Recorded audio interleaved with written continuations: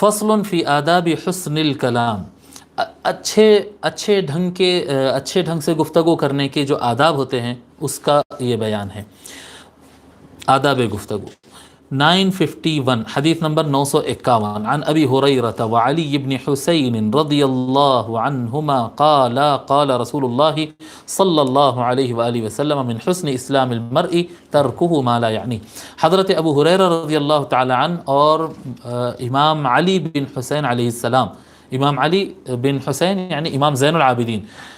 علیہ السلام، دونوں روایت کرتے ہیں، کہتے ہیں کہ رسول اللہ صلی اللہ علیہ وآلہ وسلم نے ارشاد فرمایا من حسن اسلام المرء ترکہ ما لا یعنی،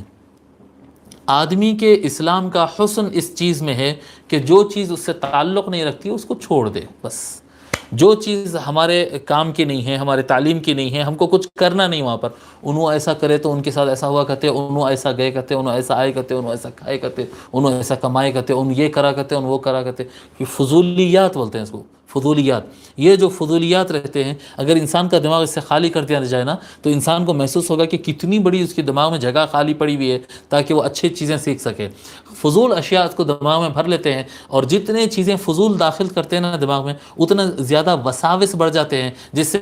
اسلام اندر کے جو ایمانی کیفیت ہوتی ہے، جو اس کا پریکٹس، اسلام جو پریکٹس کرنا ہے اس میں فرق پڑتا ہے۔ تو انسان فضولیات کو ترک کر دے، یہ باہر سے غیر ضروری آنے والی جو اطلاعات رہتی ہے، جو کچھ لینے کی ہے نہ دینے کی، ہم کو کچھ کرنا نہیں ہے، ہمارا کوئی تعلق ہی نہیں ہے اس سے، ایسے چیزوں کو ترک کر دے۔ تو آدمی کے اسلام کا حسن اس چیز میں رکھا ہے کہ وہ جو چیز اس کے کی مطلب کی نہیں ہے، بے فائدہ چیز ہے، بے مطلب کوئی کام آنے والی چیز نہیں ہے، ایسے چیزوں کو ترک کر دے، نہ سنے نہ سنائے، نہ دیکھے نہ دکھے، بس ختم کر دے اس کو، تو وہاں پر اس کا اسلام بہتر ہوتا چلا جائے گا۔